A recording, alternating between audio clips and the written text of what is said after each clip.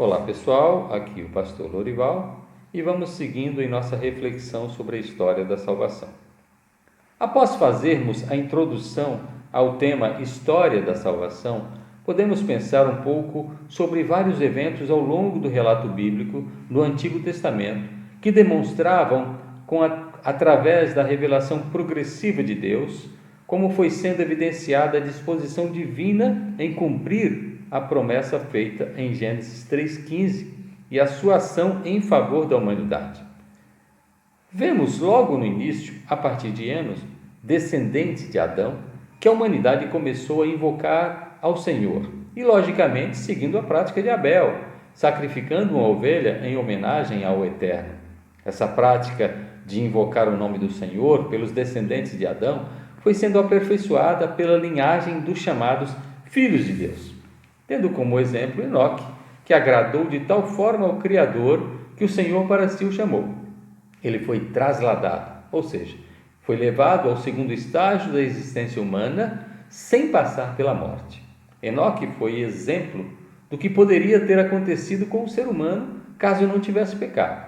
Considerando um pouco de teologia especulativa, poderíamos inferir que Jesus de Nazaré, como Filho de Deus, viria sem precisar passar pela morte, ser encarnado, habitar entre nós e, como aconteceu após a ressurreição, ser trasladado, tendo seu corpo transformado.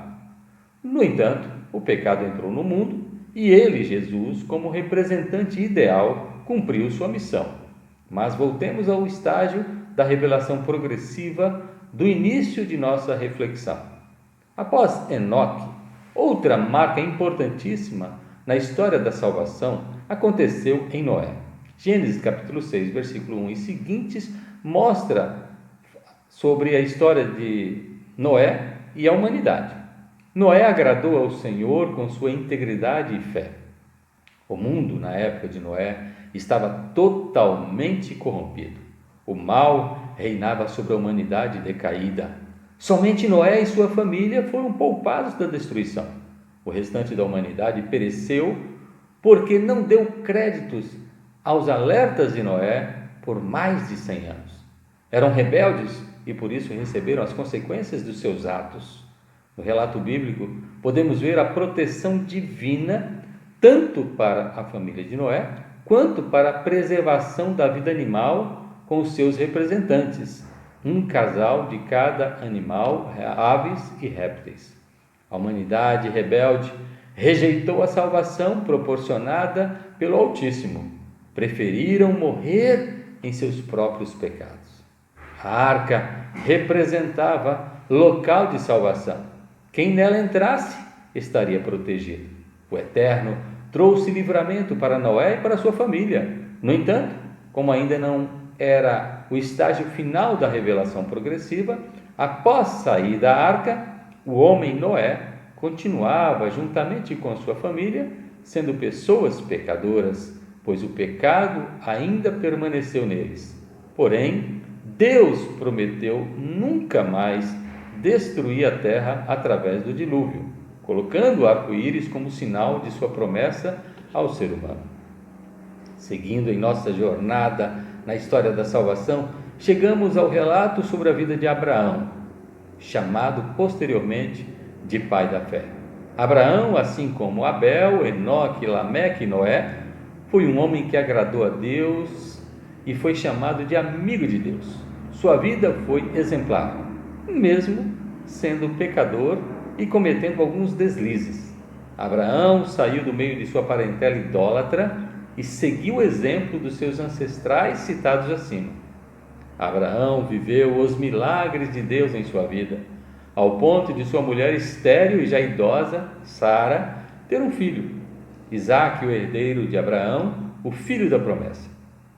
Apesar de Abraão ter tido outro filho, Isaque foi considerado como filho único, porque Ismael era considerado um filho bastardo.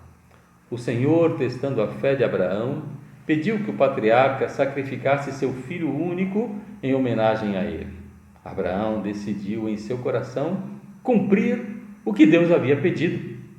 e levou Isaque ao Monte Moriá. Ali ele foi provado em sua fé. Quando estava próximo ao local, Isaque perguntou ao pai onde estaria o cordeiro para o sacrifício. E Abraão profeticamente responde: Deus proverá. De alguma forma, ele cria que seu filho poderia ressuscitar e algo sobrenatural poderia acontecer. De fato, Abraão levou seu filho e o colocou no local para o holocausto. Ali em cima, Isaque se torna uma figura de Cristo. Porém, no momento que Deus providencia o escape e mostra o carneirinho para ser sacrificado, o carneirinho que Deus providenciou se torna o tipo de Cristo, que seria o substituto ideal para a humanidade pecadora. Alguns podem questionar como pôde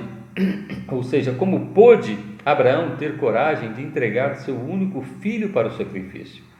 Precisamos entender que a prática de sacrifício humano era normal para a cultura da época, não praticada, porém, pelo clã de Abraão.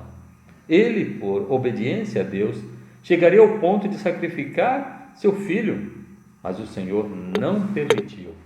Foi necessário que aquela cena fosse registrada como exemplo do que posteriormente iria acontecer em prol da humanidade. Prosseguindo na história da salvação, chegamos até Moisés, alguém com quem Deus falava face a face. Temos na Torá, ou seja, na lei dada por Deus a Moisés, para que ensinasse o povo, regras que conduziriam a nação e todos os que passassem a professar a fé em Yahvé. A lei mosaica teve papel fundamental na formatação da crença no Deus de Israel, bem como uma preparação para conhecerem o descendente da mulher que pisaria a cabeça da serpente. Quando Jesus veio, ele cumpriu toda a lei, ou seja, nele toda a lei mosaica se cumpre de forma cabal, ou seja, de forma total. A partir de Jesus, temos que interpretar o Antigo Testamento e a lei mosaica a partir da forma como Jesus interpretou. No deserto, enquanto o povo estava sendo aperfeiçoado, aconteceu um fato muito complicado. O povo, como sempre, reclamando por causa do maná. Estavam enjoados da bênção que Deus enviava dos céus. Charles Spurgeon chamou o maná de alimento dos anjos, lembrando a citação de Salmo 78, 25. Mas os israelitas preferiam lembrar-se dos alimentos contaminados com as impurezas do Egito.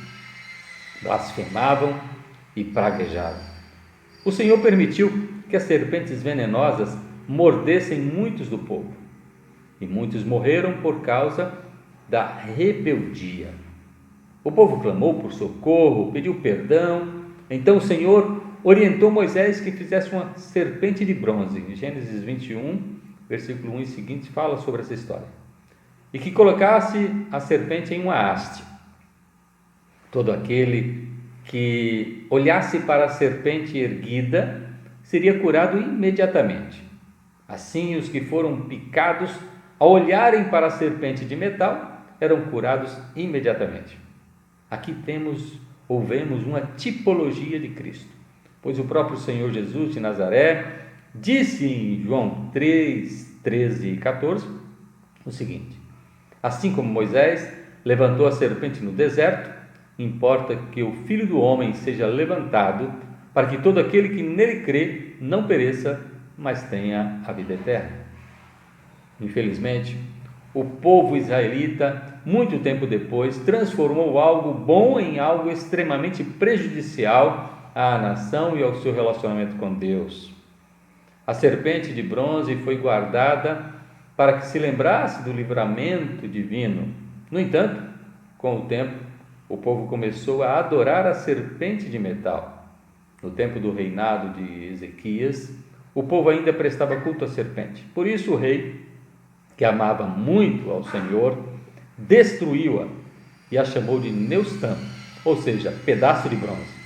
Em outras palavras, aquele objeto era apenas pedaços de bronze e não deveria ser objeto de culto. A serpente de bronze seria apenas uma referência do que no futuro os seres humanos deveriam de fato fazer, que era olhar para Jesus de Nazaré para serem salvos. Atravessando os relatos do Antigo Testamento, para não ser extremamente longo e cansativo em minhas argumentações, adentrarei ao Novo Testamento, onde encontraremos a missão do descendente da mulher. Não esqueça de se inscrever no meu canal. Se você gosta de evangelizar, escrevi um livro chamado O Dia em que a Morte Morreu, em que, através de uma linguagem simples, conto a história da salvação. Aqui, Pastor Lourival. O link do livro estará na descrição. Que o Senhor te abençoe e te guarde.